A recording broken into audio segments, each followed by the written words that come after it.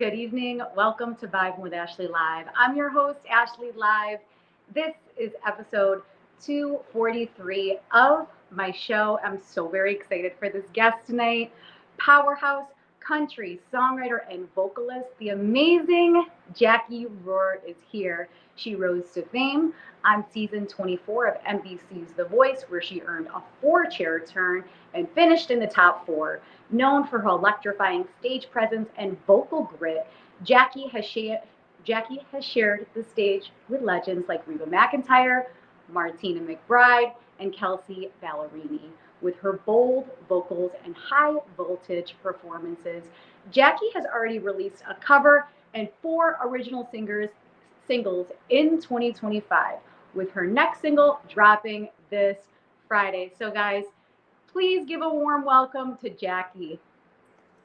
Hi, Hello. Jacquie. How are you? Hi. Oh, hi. I didn't know a cat was going to be joining us this evening. Yeah, she's being a little needy right now. Oh, well, thank you, Jacquie, so much for joining me on the show tonight. I know when I spoke to you earlier, I just want to say this publicly. Jacquie, you are everywhere. I follow you on social. You're at a show, you're in the studio, you're promoting your new singles, and I know you have so many other places that you could be right now, but I'm so very grateful for your time and energy and so excited to chat with you.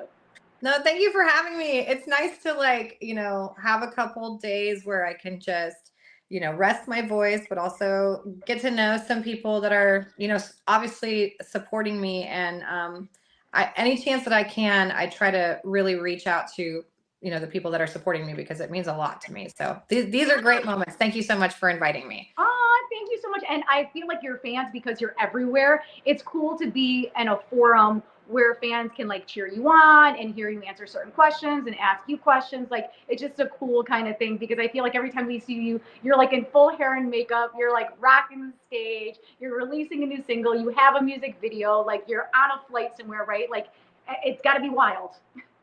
It is. I'm working as hard as I possibly can, and I'm always thinking, like, I wake up every morning thinking, oh my God, what else can I do to like help, get me where I want to go? And it's never enough. And unfortunately, it's a machine that needs to be fed and well oiled, and there's no rest for me. So I'm okay with that. That's the grind. That's what I chose. I could have been somebody's administrative assistant, but I chose this. So yeah.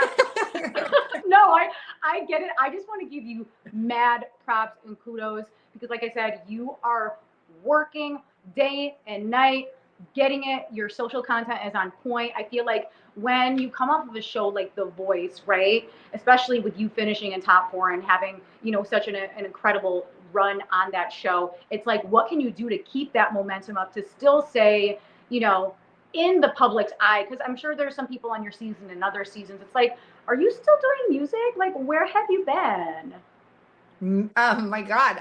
It's funny because like some people will, especially like on my TikTok, they'll be like, oh my God, you just came up on my FYP. Like, what have you been up to? And I'm like, oh my gosh, just rewind, because for the past, year and a half since the finale of the Voice, I've been working my butt off. I mean, yeah, I would say the first year I didn't know what I needed to do. I had a management company that, was trying to help me, but also they were trying to lift off like a label of their own. Yeah. And so I was caught in this like limbo of, should we try to sign me to another label so that we can use that to make this other label? Or do we just try to wait for this label to come up on its own? And then eventually, things just got a little too crazy, and I ended up just wanting to like be on my own. So I stepped away from the management company, no bad blood or anything. And I just started managing myself, and I decided to go write, do a huge writer's camp with a few people. And then we put together an album in January, and then we put together the record in February. So everything's already recorded. I'm releasing it one at a time. And I was booking myself. I can officially say I finally have an agency. So excited. Yes. They're amazing. They're amazing. I dealt with them. Yeah. I mean, they're incredible. They've already made my life so much easier. They've already gotten me several gigs that, I personally was trying to get myself, and nobody would even respond to me. So I'm just glad that the ones that were on my bucket list, they're like already checked off now because I got an agency. So things are working slowly in my opinion, right? But it's better than being a flash in the pan, I think. So yeah, it's like you always need to stay relevant. It's like one of those things like, what is Jacquie up to? Well, what is she not up to? She's posting like 4 different times every day on social. So like I said, you're hitting every aspect. And I know how much hard work goes into that. And I just want to publicly give you your flowers because I'm just like, oh my God, she's here again and she's doing this. And then she's like there's so much going on. And I don't think people that are your fans can actually understand the hard work, the lack of sleep, just like the emotional part of it all. So like, can you talk a little bit about, I guess, like managing your career with just the demands of everything and how you are dealing with your mental health? Like, how are you like balancing all of this? That's a really good question. And I get asked that quite a bit actually, because I do think more than not people, I mean, nobody really understands unless they're in it, but I think outside looking in, they can see how busy I truly am and what I'm doing. Mm-hmm. And those really true fans and really true supporters are the ones to remind me like, girl, go get yourself a relaxing back rub for like an hour, turn off your phone. Like I get messages like that all the time, or I have fans that have turned into friends that send me cards in the mail and they're like, hey, just to remind you, self-care is important. So the balance of it all is, it's really tough because, I wake up in the morning and first thing I do is I have to hit the socials because I have to hit a time frame for the algorithm to pick up my video. So I got to post it at the right time. And each day is different. Like, let's just say Monday has to be at 7 a.m. and Tuesday, people don't really want to get on to TikTok until 9, right? So I have to make sure I'm in the right algorithm time frame to post. That's number one. The number two, I spend 20 minutes on each platform just responding to messages and comments. So that's another hour right there. Yeah. So 2 hours in the morning. Then I got to do my kids stuff. I got to get them breakfast. I got to get them dressed. I got to give them playtime. I got to have family time. And then I do a quick post, usually in the afternoon, sometimes at 12, sometimes at 2, depending on, again, what day it is. Mm-hmm. And then I try to do more kid stuff. We usually do dinner 5:30, something like that. And then we do like a movie. And then I try to get them, then they know it's like mommy time to like, and also my partner's here and available to help with these things too, but then once the kids are done for the night, that's when I do the most work. I am on my socials. I am doing the comments. I am pushing for algorithms. I am setting up my next song for radio. I'm having to submit all the, my EPK. I'm having to submit pitches. I have to type up all these things to send to these radio stations to see if they'll even play my song.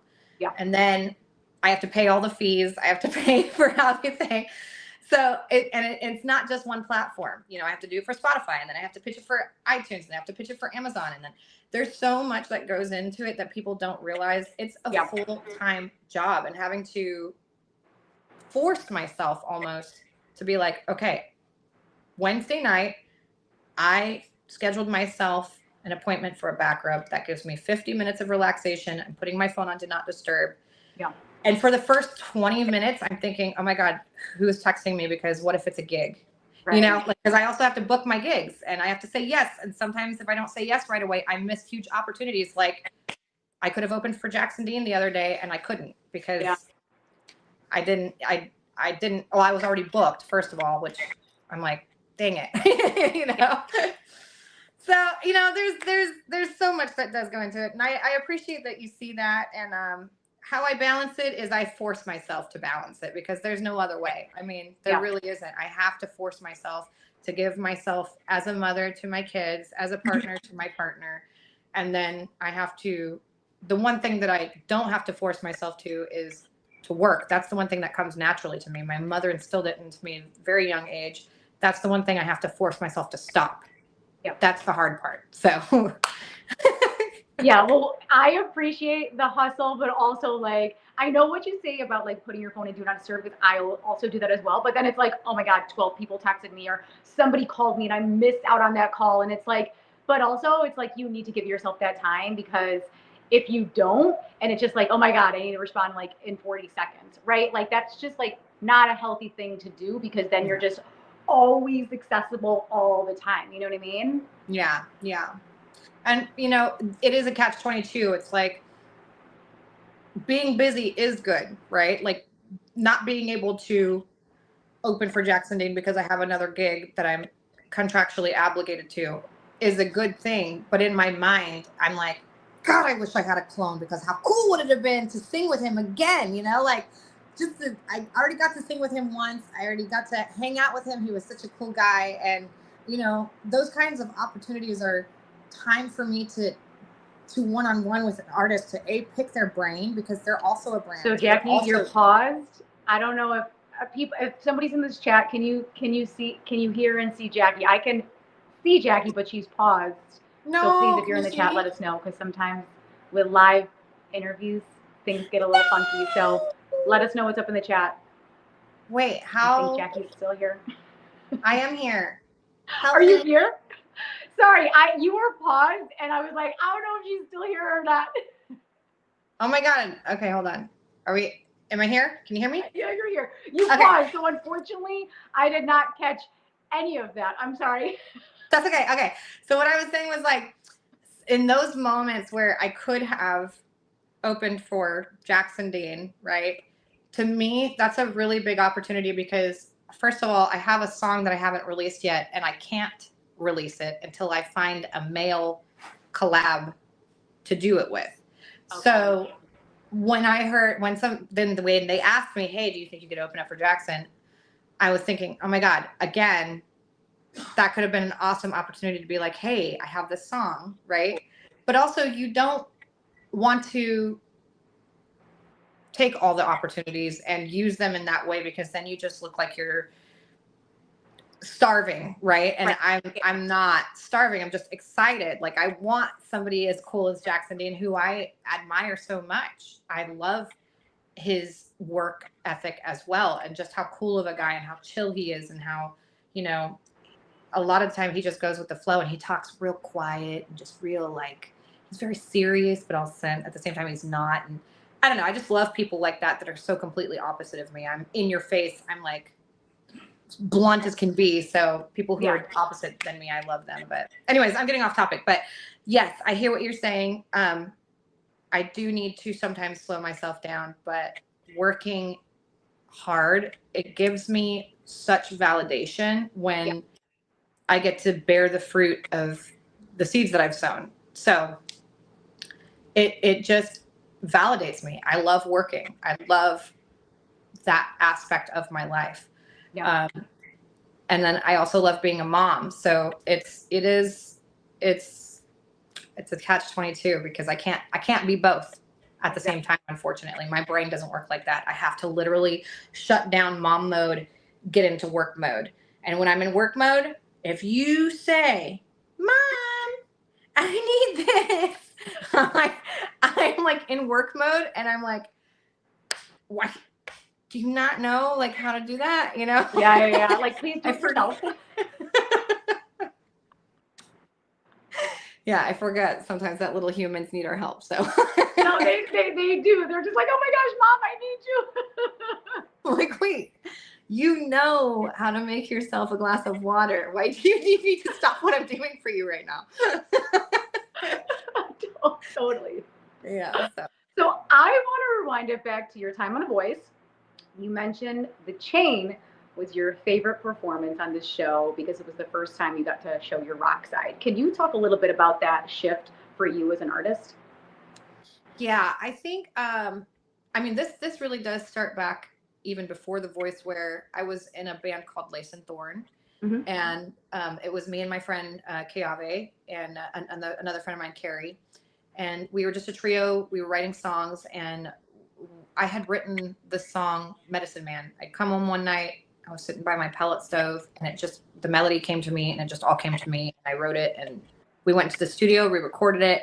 And when it was done, I was like, this is what I want to do. Like, I don't want to do this like folky acoustic thing. I want to do like this hard rockin' country thing. And when I went into The Voice, that's kind of why Here for the Party was the opening of what I was trying to show. But when I got with Reba, I knew I had to like take it to the highest level of my rock side to just show her what the idea is, like give her the most dramatic visual of what I could possibly do if I were to be on a stage of my own, how I would be as an artist. And The Chain, when I got that song, I was so scared because that was the lowest song on my list. I did not want to sing that song, actually. Interesting. Okay. Yeah, it was the lowest song on my list, and they had picked it. Wow. And so I knew I had to immediately called my mom, and my mom goes, "Oh my God, beg them to change it." And I was like, "You're not helping me." So I hung up with my mom, and then I called the band, and then I talked to Paul, who is the leader of the band. And I said, "I need to jazz this up. Like, I need to make this me, because right now everybody's done it this way. I don't want to do it this way." And so we kind of worked together. I figured it out. I looked up some YouTube videos. I found some like really heavy rock versions. I found some other versions, and we kind of just took all the inspirations from those people, those versions, and we made it the Jacquie version. Yeah. And even Carson Daly was like, "That was the coolest version I've ever seen on this show." Yeah. Like, it really was. It really was. I know. I just, that moment was a really cool moment for me, because Reba was like, "This is what you were made to do." So it was a very validating moment. And I got to show them who I am as an artist, because I got to revise the song. You know what I mean? So it was cool. Yeah. And I love that, because, right, like on that show, there's so many country artists, right? And it's like, how does a country artist differentiate it from the other people on the show, right? Because think about it. If you're a country artist, Reba probably picks you, or the country judge that's for that season probably picks you. And it's like, oh my gosh, every country artist that's on her team, like, we're all country, right? So it's like, who are you? What makes you like Jacquie? And it's like that rock edge powerhouse, and like just love that balance. It's so awesome. Yeah. And I maybe I keep going back and forth with this, because like maybe it's the wrong time for me, or maybe it's exactly the right time for me, because country radio is nowhere near what I'm trying to do. Yep. It's the acoustic, really raw, really like kind of slow, medium paced music. And mine is just like balls to the wall, like head banging, like you're moving and grooving and you're pedal to the metal type thing. And I know that I'm not going to be everybody's taste palette. I know not everybody likes chocolate cake. I'm like, my mom told me she hates chocolate cake, and I'm like, okay, mutant, that's weird. Like, I don't know. It's like, that's weird, but okay, I guess that's your own taste palette. But it's like, I know not a lot of people are gonna like it, but the people that do like it, they're gonna love it. They're gonna be like, I am a fan forever, because this is your voice is something I haven't heard in a long time, like since Heart, since Ann Wilson, Lita Ford. You have these awesome metal rock voices that are belting, and then I mix it with the love of country. Ugh, yeah, man, that's the perfect recipe. Oh, it definitely is, and it totally works for you. Yeah, it's me. I finally found my home, and Reba validated that, and Winona validated that. And yeah. I'm not going to let anybody else whose name is not Reba or Winona tell me otherwise. So I love that. And the people that I've interviewed from The Voice before, I'm like, I just want to let you know, anytime you think you're having a bad day, you just think of your coaches or a mentor on the show that said something amazing to you. And you're like, you know what? I got this. Reba, just think about that. You got to just like soak up that moment and just be like, I'm exactly where I need to be. And I love that you said, if it's not one of those two women, then like, I can't hear you. Yeah. I don't know who you are, so sorry. Love that confidence, and just like, hey, like you have to be one of those two women, because other than that, it doesn't matter. Yeah, honestly, I mean, and that's something like I even do now because I talk about this a lot. One of the things that I really truly understand about mental health is that your brain, especially if you've been a victim of like some type of childhood trauma, Mm-hmm.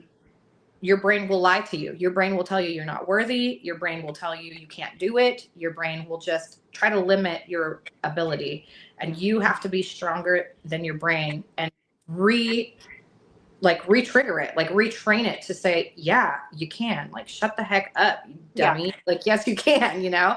And so sometimes, especially when I'm hangry, I'll be like, am I even in this? Am I even doing this right? And then I eat and then I tell my brain to shut up. And I'm like, yes, you dummy, you are doing this. So you're good. Yeah, no, I'm the same exact way. I'm like, if I'm hungry, please don't speak to me. I will say something horrible to you, and you'll be like, why'd you say that? I'm like, I just needed food. I use food. That commercial, grab a Snickers, that's for real. Totally don't speak to me if I'm hungry. Like, I will say something very crazy to you. Yes, I need food. I need food to feel good. Definitely. So I need to just recap what 2025 has been like for you. So you released 4 original singles this year, with Free already surpassing 92,000 streams in just a little over a month. That's wild. So massive congrats on all that. What is it about the song that made you feel like you truly found yourself as an artist? When so I had rented this beautiful Airbnb out in Joshua Tree, and it was just like a mansion. It was gorgeous. And we were surrounded by literally Joshua trees. I mean, and it's for miles that you could see just desert and Joshua trees. And in that moment, it did really feel like freedom, where you could just take a motorcycle or a car with the hood down, wind against your face, and just drive for miles and miles and miles and miles. And that feeling of not being held down to anything for just that brief moment. And I wanted that to be in a song. And when Christian and Jesse Slack and Jordan Gray and my producer Jason Mater was there, and Steve, we're all just I'm whipping up. I was cooking the whole time for all the guys. I'm whipping up food, and I hear dun dun dun dun dun dun dun dun dun dun dun. I'm like, I like that. Keep going with that chord progression. And then Jason was like, just one long note, and I was like, oh my God. And then I go, I want to say free. And then we just wrote that song within like 20 minutes. It was done. Wow. Yeah, it was done. And I was like, this really is everything that I could possibly want in a song, because I get to belt to like my fullest, highest note. I get to explain who I am as a person. I'm a little bit of rebel, a little bit of gypsy soul, a little bit of rock and roll. I'm not made to be held down and restrained by a man. Luckily, the man that I have doesn't do that. He lets me be free, so this song is me, and it's my voice, and it's the loudest part of my voice. And, some people call it screaming. I call it refined belting. You know what I'm saying? So I'm so proud of this song. This song really means a lot to me in so many ways. Yeah. And it's a feeling. It's a feeling that it gives you. Mm-hmm. Yeah, and I think it just even that one word "free" can mean so much to so many people. But having that ability to be free and just be vulnerable and be yourself has got to be so like cathartic. And it's just like, oh my gosh, I just like let it all out, and it was just like that release that I needed. Yeah. And when we were writing it too, when we were about done with it, I was like, it does kind of have that "Free Falling" by Tom Petty, Yeah. So we had gone and changed like the second verse, like Petty and the Great Wide Open, to like give him an ode, a nod, really, because that also gives you that feeling, because I'm free falling. Yeah. I don't know. Anyways, yes, it is. It's cathartic to write. It's cathartic to sing. It is probably my hardest song on my set list to sing, because you got to get those straight notes correctly. I've messed it up a couple times already just because sometimes my in-ear monitors don't click with my brain. So now I've learned that if I take out one of my in-ears, I get it right. So at least you know that though. Yeah, I have to take one out so that I can hear the right note to start my voice. So, we're all human. I'm not AI, so I'm gonna mess up. And if people think that I'm perfect, they have a lot of learning to do. So I guess tell me what the response has been like from fans for Free. In whole, like a lot more people are starting to just jump on the Jacquie wagon because it's one song after another, and they're like, "Wow, I really like That's the Spirit. Wow, I really like Boots in the Sand. Wow, I really love Free." And it's just like one after another instead of having to wait every 6 months for a next song. But I would say Free has been the one that people are like, dude, this needs to be everywhere. And I don't know how you're not going viral. I don't know how you're not all over the radio. Like, how are you? All the comments are so positive. And all the people coming in that are new are just so, I appreciate them so much because it could go the complete opposite way. I could get a whole bunch of hate and I'm not going to care anyways, because like I said, Vibin, Winona, so but the response has been great, and when I sing it, people rock out, and some people already know the words to it, and I'm starting to see people sing it with me at concerts. So that's the best feeling, is when people know your music and they're just singing it with you from the bottom of their heart. Like, you could just see that they're feeling it. And I feel the same way about Other Side. That's going to be coming out soon. And, I've played it a few times live, and like even men are just bawling in the crowd. And those are the songs that mean so much to me, when I know I'm connecting with somebody and like, they're just feeling it. They're feeling it with me. They're feeling it for me, or, so. Yeah, music is so powerful when it gets you to feel that release. I want to actually circle back on Free, because I wanted to mention, I think like on the next season of The Voice, they need to ask you to come back to perform it, because for the finale, how they always have like all these big like musicians, and they're like, yeah, I'm just promoting my single or such and such. And it's like, why are some of those artists that like, why are they coming back? And I'm like, no, you need to come back. They need to ask you to come back so you can perform Free, because you already have so many people from the show that already love you that are probably like, oh my God, get Jacquie back on The Voice.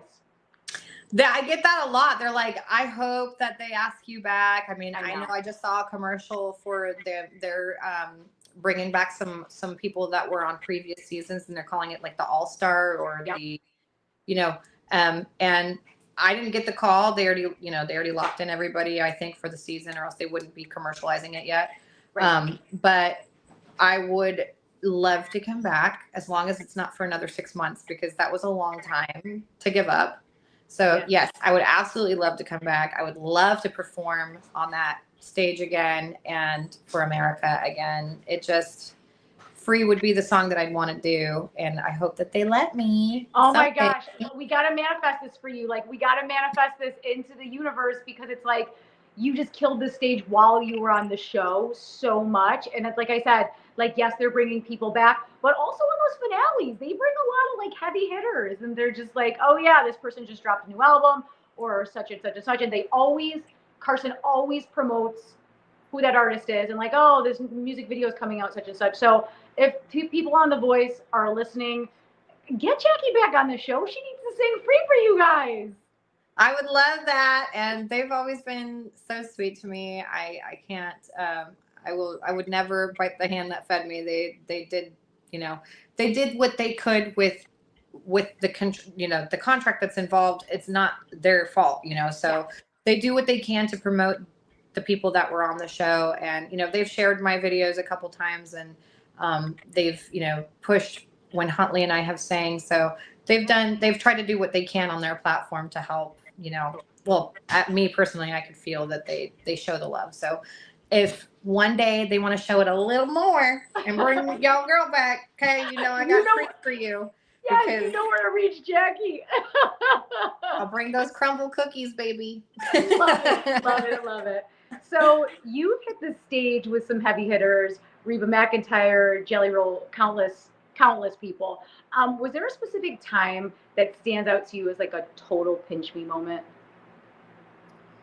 I know it goes back and forth because obviously the first time singing with Reba was like, I'm literally singing with the freaking legend right now, Yeah. like I couldn't believe it, but that whole experience was a hurricane of feelings and emotions and learning and just everything. So it was kind of important to me to be able to sing with Reba, of course. But I think Jelly Roll would be the second most important for me because we got to do it at a prison yard. Mm-hmm. And I think it was very meaningful to the people there that had put in their time that were about to be released. Yeah. I think it gave them a little more hope. And I think Jelly Roll has a lot of testimony to give to people that are in that position. And being able to share the stage with him and have that moment and then have the whole crowd just chanting my name was surreal. Yeah. Like chanting my name. That was surreal. So yeah. I think that moment for me meant a lot. Not that I didn't appreciate my moment with Reba. It's just, I think because there was so much emotion involved. Yeah.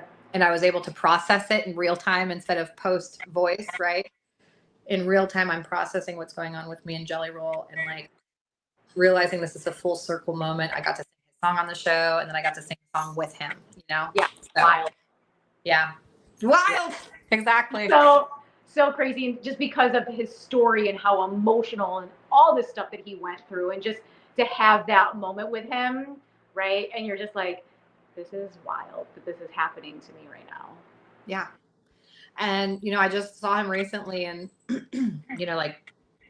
they set us up with family passes so we could be on Jelly Roll's compound and everything. And I'm walking over to him and his security, they're like, who are you type thing. And Jelly was like, come over here, mama. Like, what's that? What do you, and I was just like, oh my gosh, he's just so chill. And it was just nice to be greeted, we were old time friends. So, he's such a cool guy to be in a position that he's in because he's doing so much work, I think, for people that were that were in his position now. Yeah. That need to get out of that position. He is a testament and gives a good testimony to that. So I think us as artists, although I don't like taking a political platform, that there are times to be on a soapbox, and that's if you're going to give somebody hope. So. Yeah. And thank you for all you do. I feel like we need to let artists know, you are a powerhouse. You are giving people hope through your voice and through your vulnerability. And it is such a powerful thing that you do as an artist. So thank you. Thank you. Thanks, Ashley. Of course. So you said this a little bit earlier. You recorded your album back in February. Can you give us a peek into what's coming up? Well, you guys have gotten That's the Spirit, Boots in the Sand. You've gotten Free, and I think you got one more. Why am I drawing a blank? Oh, Gas Runs Out is going to be this Friday. Yep. The next song is going to be a song called Other Side. And then I'm up in the air because Other Side is a ballad. Yeah. And I've come out with nothing but bangers and bangers and bangers. This one is more an emotional song.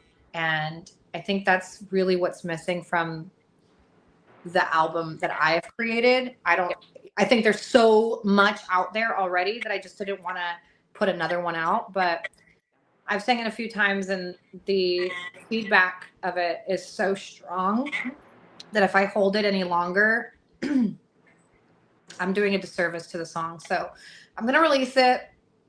But I got some more bangers, baby. I mean, that's literally the one slow song on the whole album. I got Another one that's a little bit more medium paced that, again, I said I was looking for a collab. I would love to have Tucker Wetmore on it. Or like, obviously I'm never going to get Morgan Wallen on that. Like, that's never going to happen. I won't even put it on my bucket list because it's just never going to happen. So, never gonna happen. I already know that. But I like to try to keep my dreams a reality, okay? And I know what I can and can't get. So yeah, I think my album coming out is going to be really awesome. It's going to be kind of difficult around holidays to release any originals because then you have to compete against all the holiday music, November to even the middle of January, it's Christmas music. And although I know people need a break from it, people can't help but listen to it. So I don't want to compete. So I think I'm just going to throw out some cover songs during that time. And then when we get back to January, that's when you're going to start hearing some more bangers. I got a song called Giddy Up. Everybody loves it that hears it, which is like my mom pretty much. So just kidding. And then the one that I think the ones that I'm most excited about, because Free was really great, but the ones I'm most excited about is probably Giddy Up and PSA, because those are radio ready songs. Like, if those don't blow up, then I have no hope, because those are just the songs. Like, they are the songs. Free was and still is a scary song to the country music industry. They're like, that's not quite country. And then it's a little too country for rock. So they're like, that's not quite rock, so I know it's taking a risk on Free. But there is no hesitation when you hear PSA, and there's no hesitation when you hear Giddy Up. Those are some country bangers, baby. Did I pause again? Oh my God. No!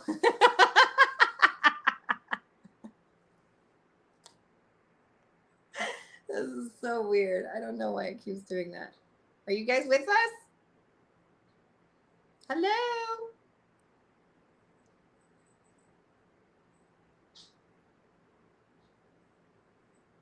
Oh no. Ashley. Okay, guys.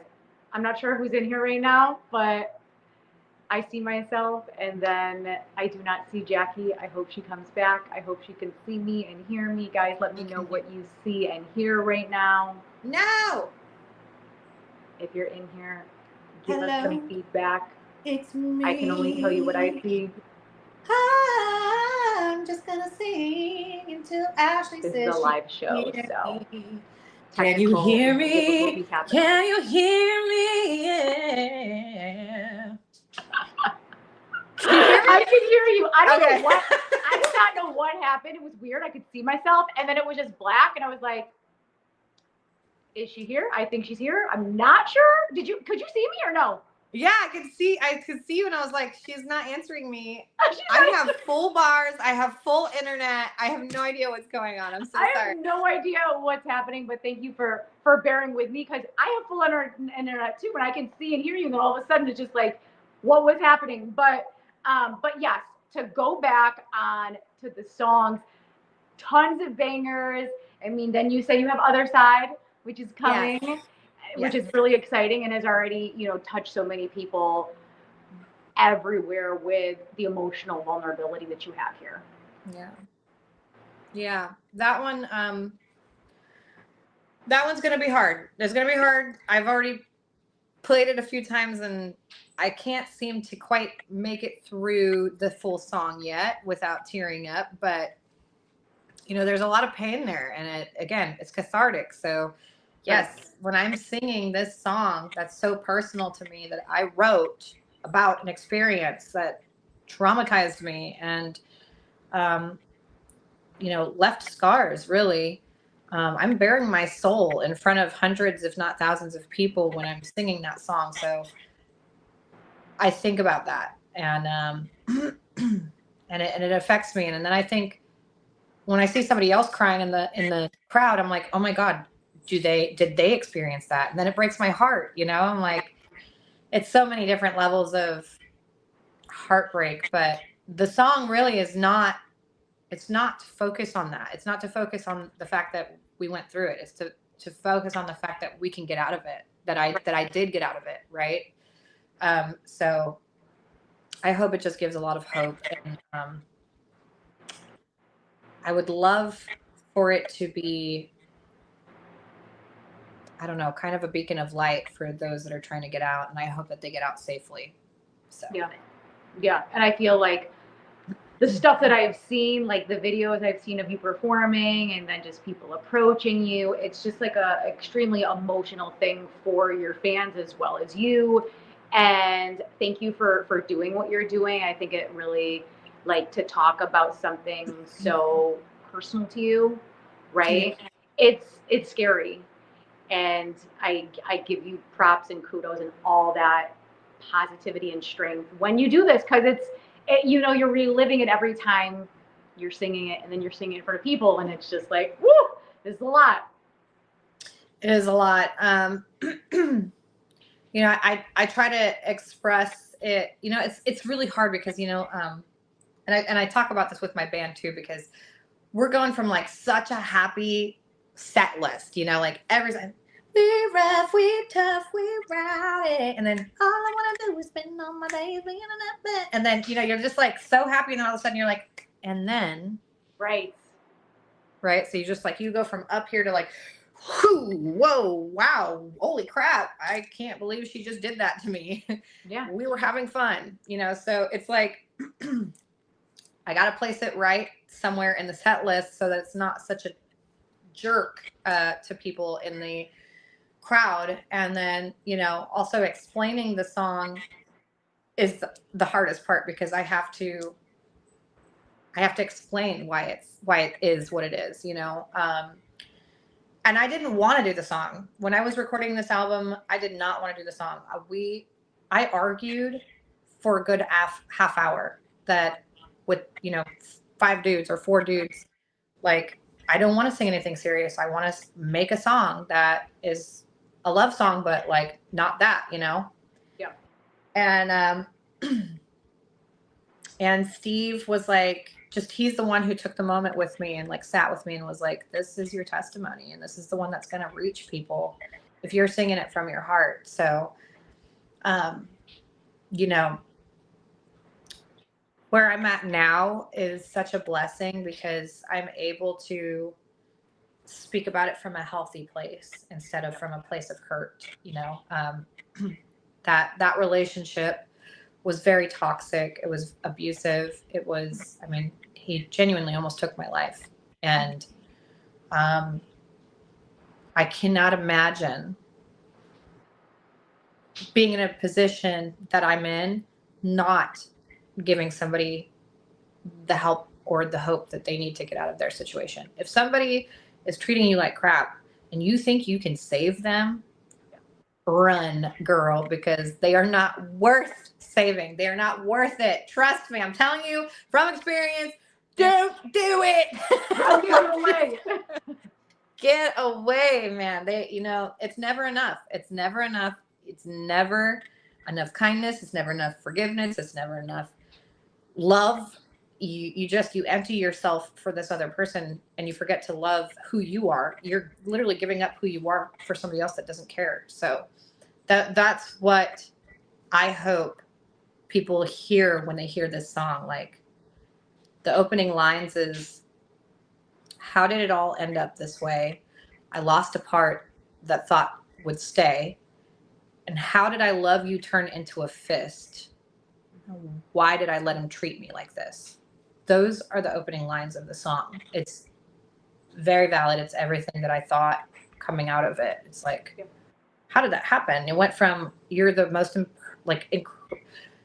love bombing, the most intoxicating person I could ever be with. You're so good. You're so amazing. You sing, you're beautiful, all this stuff, to, I hate when you sing. I hate when you hang out with your friends. I hate who you are. You need to change because you need to make me happy. And it's like, no. So this song, it means a lot to me. And I know I went off topic, and I'm so sorry, but this song means a lot to me. And I didn't want to write it because I hate being vulnerable. I hate showing people that I've been hurt.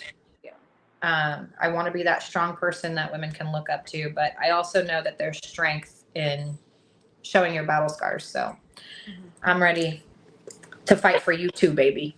But I know what you said about being strong, and you are strong, and you are beautiful, and you have this powerhouse, like I'm gonna kick your butt kind of thing. But then people are like, oh my God, but she went through this, and like that's crazy. Like I went through something like that, right? And it's just like it makes people know that like these people that we see and that we look up to, like we all go through crap, and it's like we see on social media or somebody on stage, they're this powerhouse, like untouchable person, but I love how vulnerable you are, because like so many people can just be like, Jacquie, like I needed to hear this, like I needed to hear this, like you were the one that got through to me. So it's just like you're doing God's work, and you're the voice that people need. Yeah, and I mean, I do feel like that's my testimony. Like I said with Jelly Roll, his testimony is different than mine, but we both have a testimony to spread for people that need it, right? Yeah. At this last show that I did, this young gal, maybe 15, 16, comes up to me and she goes, when I grow up, I want to be just like you. And I was like, girl, do not ever say that. You want to grow up to be just like you, how you were meant to be, because aspiring to be somebody else, you're just going to lose yourself. Aspire to be the best version of who you are. Aspire. If you want to be a singer, you be you. Don't be me. Be you. Have your own thing. God made you perfect. Just hone your craft. If you would have asked me 10 years ago who I was, no idea. I thought that singing was just singing. Like, I like to sing. That's it. Woo. But it's more than that. And it's really become a part of my personality even. It's who I am. Music is who I am. Music is who I live and breathe. I need it to survive. It has my whole heart, and other people just like live in that space of my heart and my music, so. Oh, I love that. So, okay. So, free is all about independence and refusing to be boxed in. But if you could give some advice to your younger self, what would it be?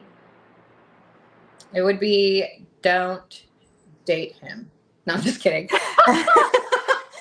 It would be that, like, not to say that I regret any of the things that I've done in the past, but really the most important thing wasn't to be loved.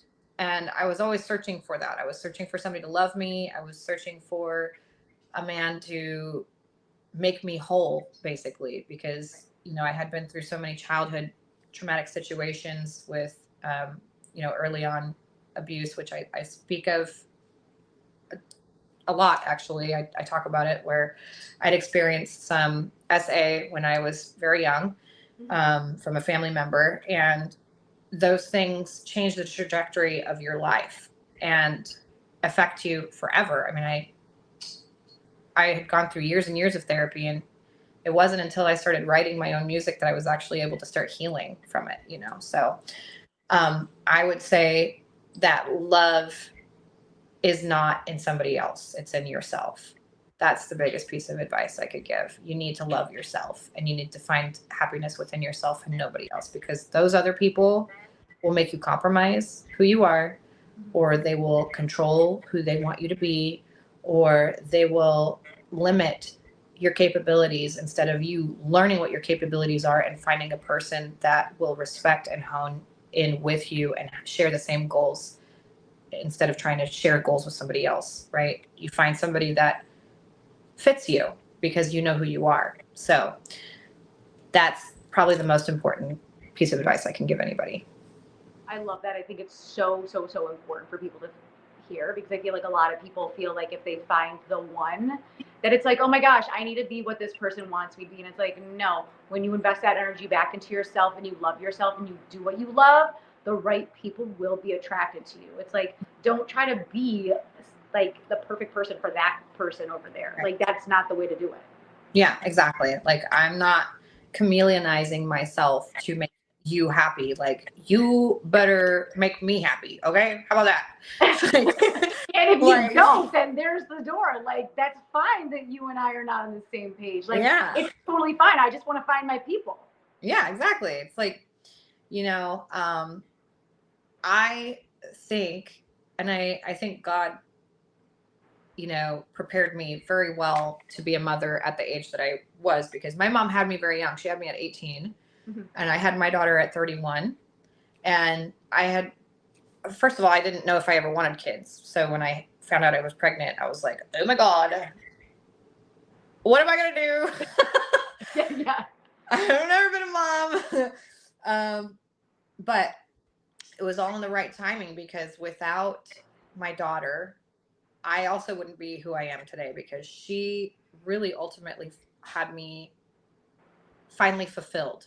You know, I loved myself enough. But she was like the final piece of the fulfillment that I needed. So I didn't need a man to fill that void. I didn't need, you know, a drug or alcohol or anything to fill that void. It was literally, my daughter became my whole world, and then music became my whole world, and then a man stepped into that world and supported that whole world, you know. So I can't speak more than that. Like, that's a testimony in itself. You got to love yourself to be able to find the right person that's going to support your world and want to live in it and be the right person to live in it, right? Not to disrupt the environment of your world, more to just support it. And my partner and I were so independent of each other as well. And there's like no jealousy, there's no insecurities. It's like, you go do you, you go hang out with your friends, be safe, you know? Like, I share a room with my bandmates. Not once has he ever been like, are you seeing your bandmate? Yeah. You know, like any other guy would be like, yeah, you're getting too much attention. You know, it's like, oh my God, shut up. I think that's good. I think it's cool to like have like no insecurity, no jealousy. Cause it's like sometimes there's someone jealous of another person. Like, why are you jealous of me? Like, why can't I go out with my friends? Why do I have to dress a certain way? Like, when someone's like putting those like restrictions on you, it's like, red flag, go the other way. Yeah, exactly. I mean, those are definite red flags. Anybody who's like, oh, well, you know, relationships are a compromise, and, you know, you have to give up your friends, or you have to give up that one family member. And it's like, no, that's called isolating. Just so clear, that's what that is. So, you know, to each their own. Some people just like to live off of insecurity and chaos. And if that fulfills you, girl, have fun. Because I like my peaceful life. I got my 2 kids. I got my very handsome man who supports me. I support him. We all support and love each other, and it's a great life. And I can't be more happy as to where I'm at right now. I have a great circle of friends that I trust. I have a great support system with everybody who has been loving, sharing, liking my music. Like, we're going to find each other, because you're my people and I'm your people. And those are going to be my fans. Those are going to be my support system for life. And I hope that I can make everybody proud, and in that still keep myself humble and proud of myself as well. Yeah. And your community is so strong. They love you. They support you. And it's just like, it's so powerful to see. Yeah, we're working. I mean, I like to say I'm working, but you know, I go on every once in a while. I'm like, hey, you guys, don't forget to stream my song. And hey, guys, don't forget to like and comment and stuff. They're working for me too, you know, and that's something that I try to make sure that I thank them for as often as I can, because, you know, they don't have to do that. They don't have to share my song. They don't have to like my video. They don't have to leave a comment and say, dang, girl, or, you know, and if you're trolling me, please keep doing that. The labels love that. They love to see that you hate me. So please, if you hate me, tell me you hate me. I love that. That but works if you in my have favor. Haters, you've made it. Like they say, if you have haters, you've actually made it. Because if someone's going to take the time out of their day to talk smack, like, what kind of person is doing this? It's somebody that doesn't have a photo. It's somebody that has like 3 followers. Like, it's just the person who is like talking smack is never a person who's like your equal. You know what I mean? It's not, and you know, a lot of it comes from either like insecurity or jealousy, or they're hurt, so they want to hurt somebody else, and like, whatever. I mean, I honestly, I really don't care why you hate on me. Just do it in the comments, please, because that way the labels can see it. And it helps with numbers and comments and algorithms and all that fun stuff. Yeah, say it with your chest. If you hate me, drop me a comment, baby. Guys, please no hate up in here. We're all about good vibes and positivities. No hate for Jackie, only positive vibes. Please, please, please, no, this is a positive community. This is a positive community. So only love and heart emojis and flowers for Jackie. So Jackie, I want to finish it off on the power of manifestation. I know that you're like really into this. Can you shed some light on manifestation and what it means to you in your everyday life? Yeah, I do strongly believe in manifestation. I strongly believe in God. I believe in karma. I believe in, I believe in good energy, bad energy. I think there is no wrong way to think about this world where, people go, there is no God. It's just energy, or there is no energy. It's just good karma, right? Like, I think of the whole thing in combination. I think everybody is right, that there's a piece of their belief that's correct. So for me, manifestation is me having that relationship with God, understanding my higher chakra, because like our chakras need to be aligned in such a way. And I know it's like kind of sound a little hippie-ish, but we do have a divine ourselves, because if it's just us as a human talking to God, I don't believe in that. I believe in the higher being of yourself talking to God, right? So if you can hear him, or you pray and then all of a sudden things are coming to life, that's because you're speaking from your relationship, almost like a father, right? Like, can I have this toy?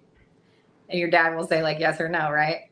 I think God is my father, so he's my dad, so that plus the manifestation plus the hard work, he's instilled that in me. My mom instilled that in me. People that told me no instilled that in me. I took that negative energy and I reinforced that with positive energy, and I use that so that I'm motivated to keep working hard and being able to give you the middle finger when I'm all said and done, because I got it done even though you said no. Like, haha, you said no and I still did it. So like, to me, that is inclusive to manifestation. I'm going to take my hopes and dreams, I'm going to put it on my vision board, and I'm going to reach those dreams whether you want me to or not, because it's not your life. If you say I don't like you, that's great, change the channel. Okay, but if you love me, stay here, because I'm right here, girl. I love it. So wait, you mentioned vision board. Do you actually have like a vision board that you do in January, or? It's a mental vision board. I'm not like a crafty girl. I don't like put it, but a mental vision board. I have a mental checklist. I know what I want to do. The ultimate goal at the end of the day, I know that for me, I will have made it if I can sell out a stadium. Like, that's when I know I've made it as an artist. So all these things that are very important to me, like these small towns that I'm building these relationship with, or these big stages that I get to go on, like Pendleton Whiskey Fest, all those things in combination, these are all important steps that I need to absorb as a lesson, so that when I get to that stage, I'm ready. Right. And I've had all that experience under my belt, and I can really appreciate that I'm in the stadium. They're there for me. I sold out a show, and I can just breathe. Yeah. Like, that's what I'm manifesting every single day. So I love that. And all these little tiny steps, they're all adding up. It's getting you closer and closer. You're building this community and these relationships, and you are going to get there. And I can't wait for you to reach that point in your career. It's such an exciting thing. Thank you so much. Of course. Yeah, I think back to like people like 10 years ago, even further, I think it was like 15 years ago, I sang the national anthem at the Oregon State Fair, and Kelsey Ballerini was just coming out with like hits like Dibs and stuff like that. And the stadium, I don't know how many seats they have, but it wasn't full. It was, it was like kind of sporadic people sitting down, but it was kind of full, but not like packed. You know what I mean? And now you look at her, fast forward to now, she never quit. She stuck to her guns. And I know all of us have our low points. Every once in a while, I know every artist cries and feels like quitting, because it's just such a hard industry to be in. Right. But look at her now. She sold out her own stadium, so I look at those types of moments and I'm like, that's what I'm going for. And if I just stick to my guns and I 10 toes down, believe in myself, I'll get there. And I also have to do it for my kids. Like, they have to know that hard work pays off. So Definitely. Love that. That's a mic drop right moment. I don't even feel like I can even say anything after that. So, Jackie, final thing. Anything that you want to plug, that you want to say, that you want to leave these beautiful people with that are watching right now? thank you. I just want to say thank you, because without you, I'm just somebody singing in my living room, or I'm just somebody singing on a stage. Like, you guys get me there. You guys keep me going. And my fans and my support system is the biggest motivator for me. Even my haters, that they are also my biggest motivator. So thank you as well. I I just don't have any more words than thank you, because it is important that you guys know I appreciate you. So, and Ashley, I really appreciate you for having artists like me on, so that we are able to connect with our fans out there, and even people that haven't, met us, they get to know us and maybe go search us up and see us, because they're like, I kind of like her attitude, or, she's kind of inspirational. Because these moments are more important than going and singing in front of people. Like, yeah, I can sing, but I'm also a human being that you might actually like if you get to know me. So. So tell the beautiful people watching right now that don't already follow you, where can they find you? What do you have coming up? I feel like you have so much going on over the next couple of weeks. Yeah. Well, my name is Jacquie Rohr. That's the correct spelling there. You can thank my mom for that one. So, and all with blue check marks. You can find me on all streaming platforms with blue check mark. If it's not verified, don't message it. They'll ask you for money. And yeah, please add me on Spotify. That's really important. So add me on TikTok, add me on Spotify. Those are really the most important formats that the labels are looking at. And then as far as what's coming up, I mean, God, tomorrow even is going to be a crazy day. We're going to be in Sweet Home, Oregon, playing at 5:30. And then when we get off stage, I have to jet over to Yamhill County over in McMinnville for a headlining show at 9 o'clock. Oh my gosh. Yeah, we have like a half hour, moment before we have to actually start singing. So, and playing. And then I have Alaska State Fair coming up. And we have Las Vegas coming up, which I'm really excited about. So, and then Atoka, Oklahoma, we're going to be doing another 48-hour music festival where, people like Waylon Jennings and George Thorogood and Willie Nelson have played. So, oh, that's awesome. Yeah, it's just, man, this year's been so cool, and I'm just so grateful. And yeah, just keep up with me. TikTok is where I usually just post like a lot of my singing stuff, but Instagram is where you're going to find out where my shows are at. Especially if I pick up like a quick show. Sometimes I like to do pop-ups in small, towns. I'll be like, okay, I'll call a bar and I'll be like, I want to come play tonight in about 4 hours. And that kind of helps a lot, because if I give too much of, a heads up, then people can't really get in. But if I just give them like a 4 hour, like, hey, I'm going to pop up in here, it'll be good and intimate for me. So, anyways, I talk forever. I'm sorry. I have so much to say. I love it. I don't even have to really ask questions. It's fine. It's all good. I love it. Jacquie, as I said, you're moving 200 miles per minute. So I'm so very grateful of your time, your energy, and your beauty, and all of this. And so very grateful for you to come on the show. Please come back anytime. I feel like we could always talk about other things, because you have 80 other things going on right now. So thank you for joining me this evening. Guys, if you don't already, please make sure to follow Jacquie Rohr. New single comes out Friday. Check her when she's doing a show near you. And hey, maybe she's going to do a small pop-up show. Jacquie, once again, thank you so much for your time, your energy. So grateful for you coming on the show. And have a great night, guys. See you next time. Thank Bye-bye. you.